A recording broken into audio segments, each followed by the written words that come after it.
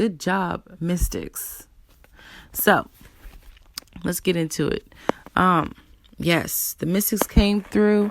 Game 1, very good game between the Sun and the Mystics. I did think that it would be a close game. Very nervous about that. But they did what they had to do. The Sun did what they had to do.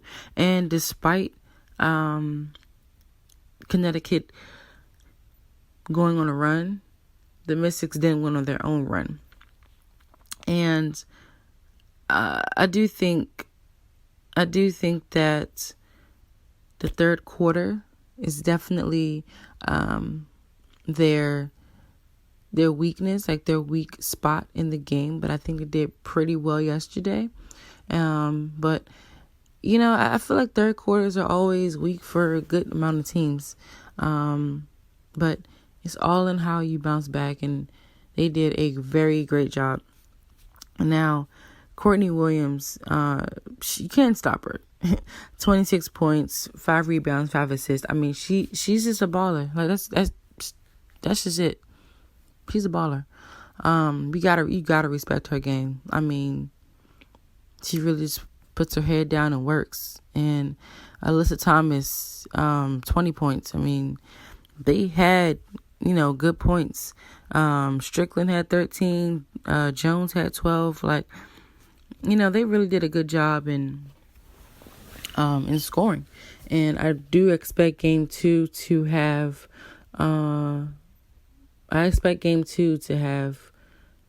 a similar finish, maybe even closer, maybe finish on a buzzer beater. You never know. But yeah. Now for the Mystics side, Elena had 22 points. Ariel Atkins had 21 points. 21 for the sophomore. Bruh, like, this girl is a whole baller. I don't understand. And it's crazy because Elena, she would get her points. Like, it's just so funny. Elena will easily just get her points. Like, it's like, you just blink and she'll just have like 20, 30 points. Her points are so quiet, it's not even funny. And that's a good thing. I don't understand. Like, you'll see her shoot. But it's just so weird to me with Elena because I will just watch her play and she'll just shoot and I'll just kind of think nothing of it. And then I'll just be shocked by her points at the end of the game.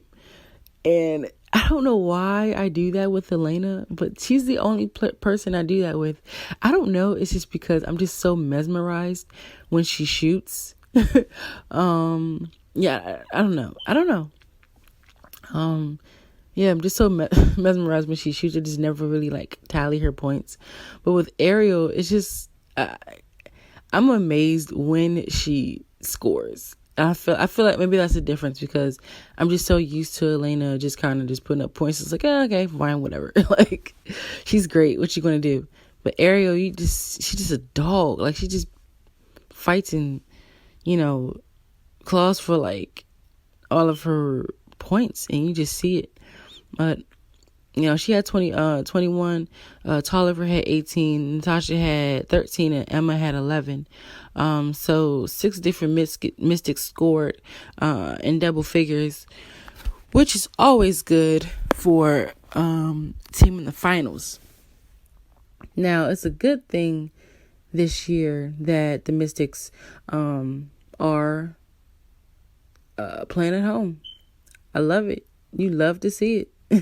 You really love to see it because, man, last year it was so bad because, why would you want to have your team play in a venue all year and then playoffs come and you can't play in your arena because, one, you're not as respected as much, and number 2,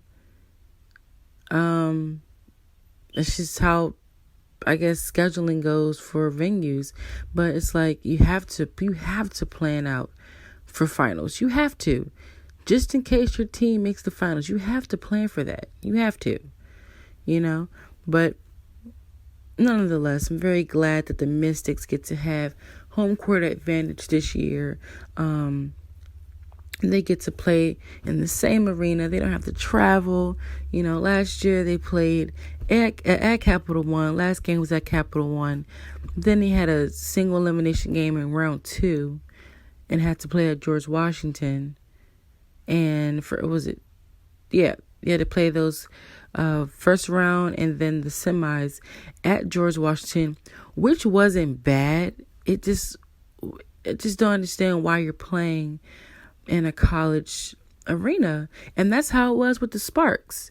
The Sparks played in Long Beach State for what? Like, I feel like the league is definitely going in a better direction with Kathy, but I just want to see a little more. I'm not putting a lot of expectations on it right now. I know it's going to take some time, but I do have a feeling this is a little bit of a turning point for the WNBA. I think she's doing a great job right now. I'm seeing her face. I know it's fresh. The honeymoon phase is still there, but I do think she's invested in the WNBA. I do see it. I see the enthusiasm, and her background definitely will change this league. But yeah, like the playing in the college arenas, it just needs to stop, because you don't see NBA teams doing this. We don't see NBA teams doing this. And even for college sports, you don't see them playing in a different arena. So you need to keep that same energy with the WNBA. Like, we have to treat these women better. We really do. And I don't know. It just has to get better. But very glad that the Mystics can play the finals in their own stadium, because last year they played at George Mason, all the way in Northern Virginia. Like, that commute was so far out, y'all. I was just like, bruh, like, I'm not even going to try to be mean, but that commute was so long.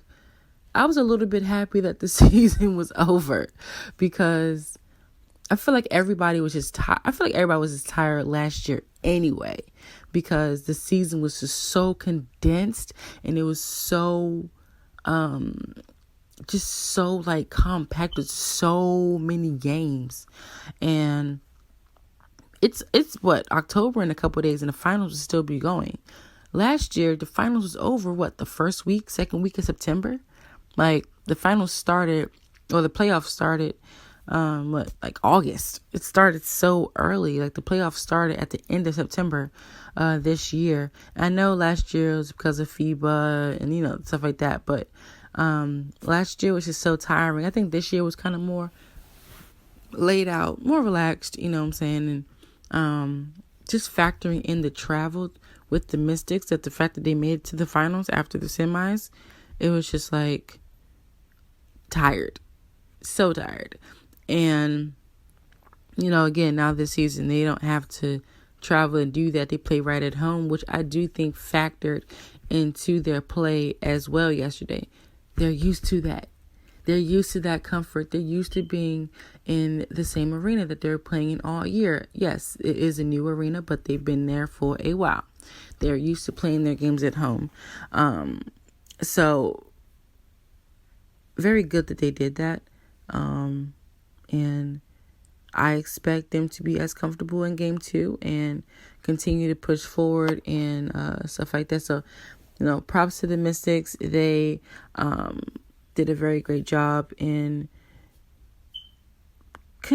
not want to say contain the players, but contain them from making it a game at the end of the game. They really pulled away. Lana shot, dagger. Tricia Tolliver, she's playing well without her brace. And yeah, I mean, this is definitely a different Mystics team from last year. And I'll be right back in just a little bit to talk just a little bit about how they got to the finals. So yeah, stay tuned.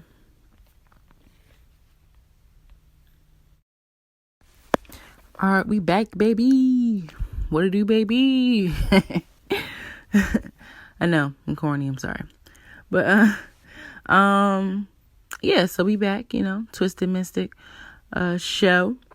Yeah, so how did the Mystics get to the finals? Let's see.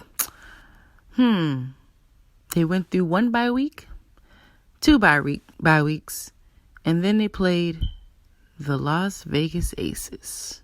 Yes, they played Las Vegas. They beat them. But it would not be easy, and it would be entertaining. Yeah, so of course they handled the first 2 games at home.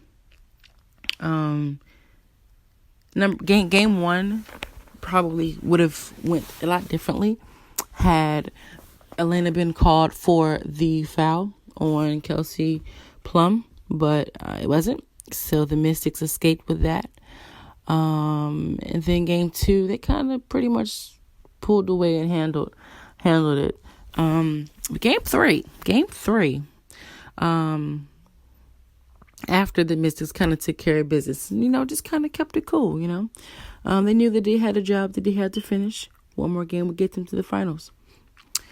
Game 3 comes around. Mystics are out of sync. Not really. Shots weren't really falling. They just looked really out of sync. And of course, the lovely Liz Cambage decides she wants to make a weight room joke and say, if you can't handle it, get in the weight room or get out of the post. Okay, cool. I don't think the Mystics took that too well because, you go on social media, you saw them doing push-ups, maybe in the hotel lobby, I think. And honestly, it was very entertaining. Don't get me wrong. It was very entertaining. It was very, it was a thing that kind of added to the WNBA because it did garner eyeballs. Whenever there's something, this is so crazy. Whenever a beef happens, whenever something happens, everybody's going to look at it, and this was very good for the WNBA. I'm pro beef. I'm pro I don't like you, I'm pro talking smack. I'm just all pro that, but I just feel like in this situation, I feel like the Mystics should have just kind of just been quiet. Do you know how much more significant or more dagger and hurting it would have been if the Mystics would have just kind of been like, all right, bet, to themselves and handled their business like they did in game 4 to eliminate them. That would have stung so much more. And I think that quiet assassin or silent assassin, that hurts way more than talking. And that's what I wish the Mystics would have done. Because when you got I'll use a football reference, the Patriots.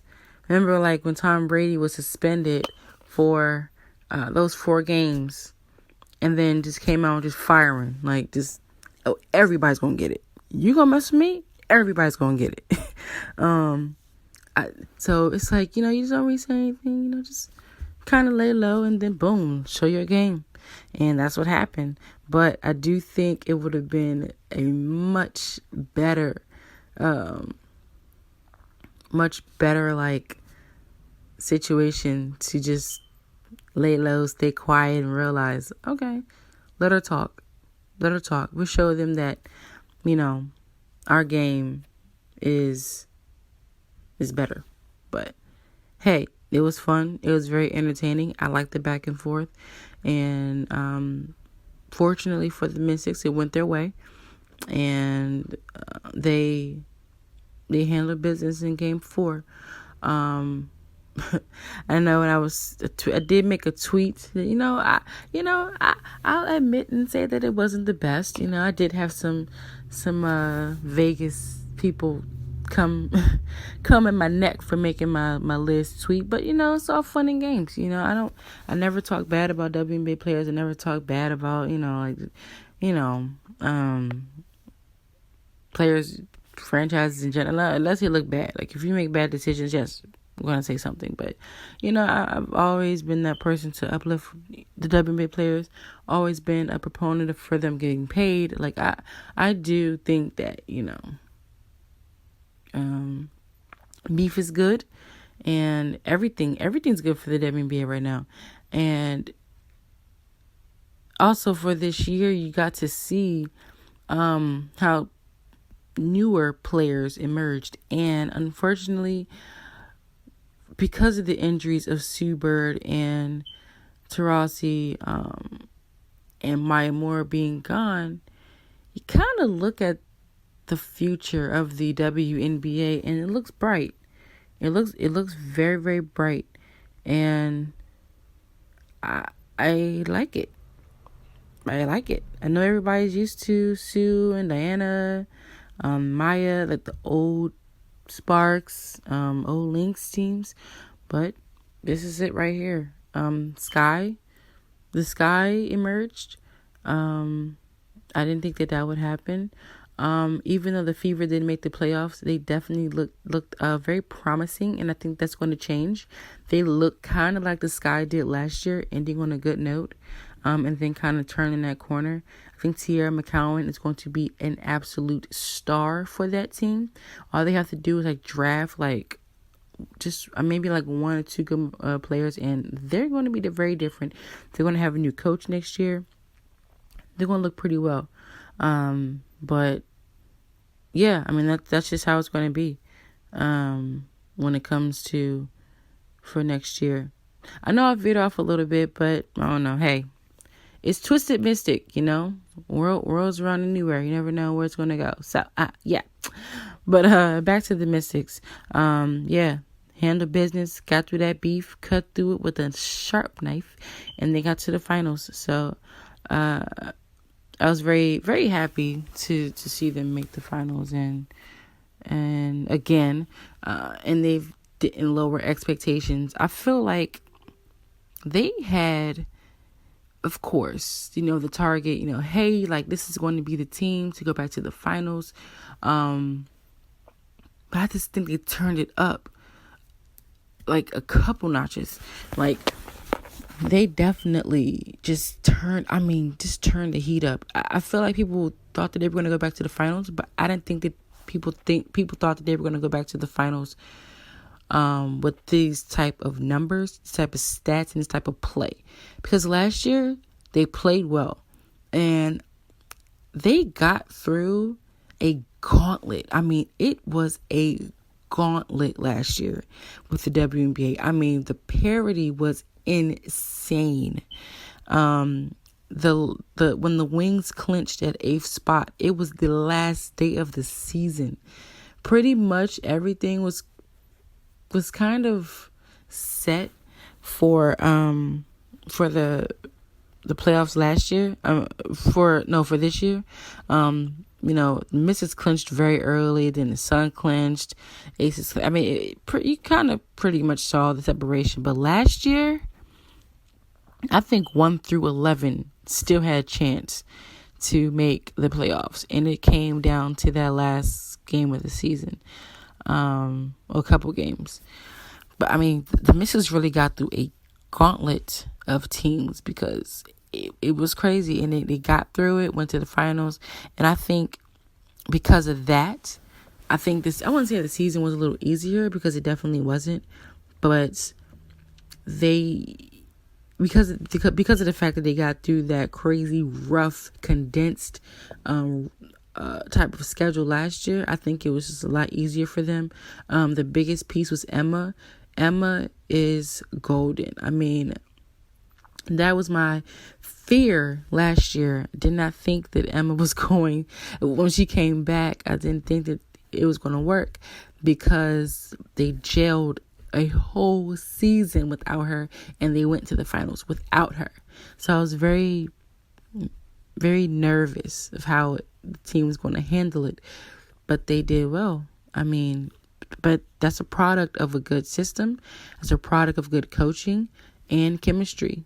You know, I do think, I do think that because of the fact that she played with them the year like before last year, players knew kind of how to, adjust with her. Because the core has been together for 3 years now, and it's definitely been, a good thing. And I think because she was in that mix, I think it was fine. It was just that 2 years ago, they weren't as ready. They weren't as developed.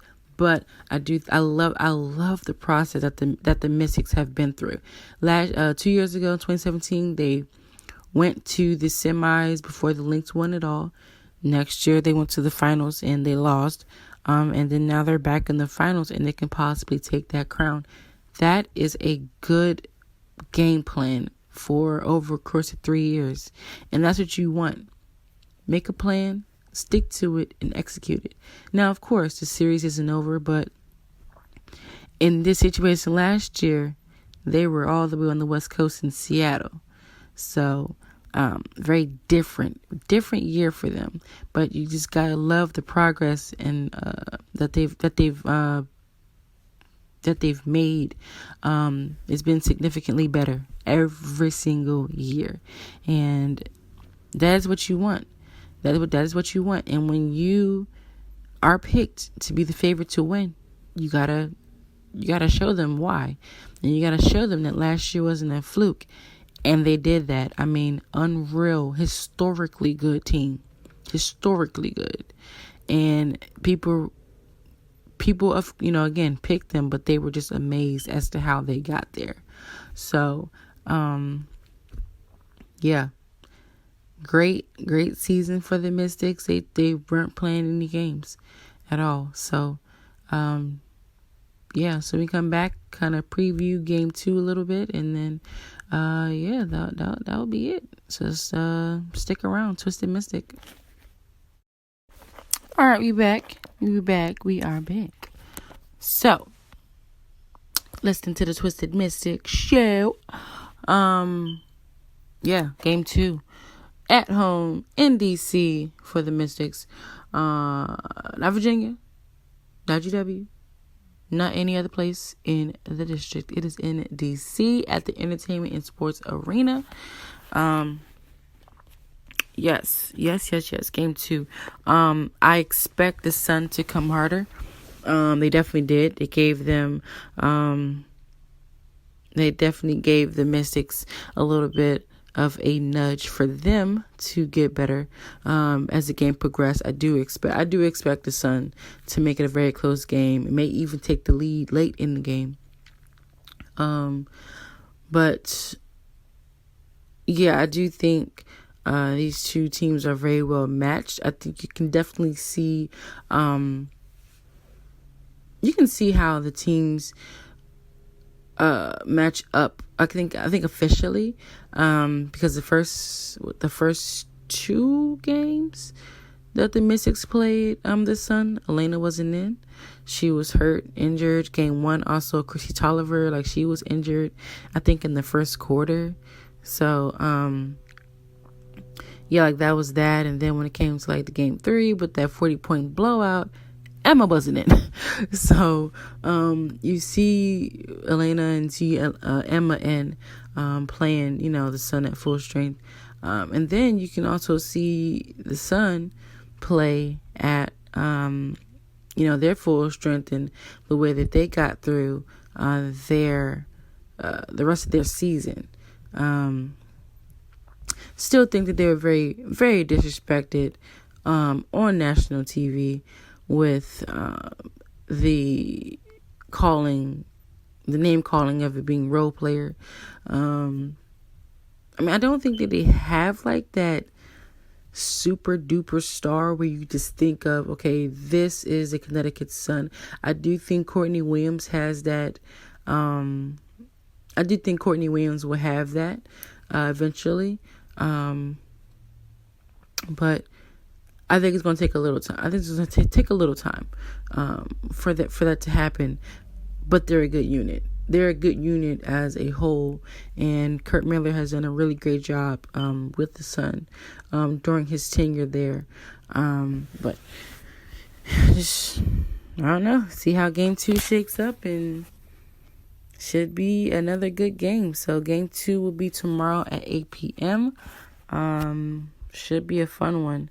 I want to see how the Mystics handle their first win. And I want to see how the Sun handle, their loss. Because remember, they swept the Sparks. They didn't have to go to a Game 4. And they handled business on the road. Even though the Sparks, I think they weren't really like in their best shape going into the postseason.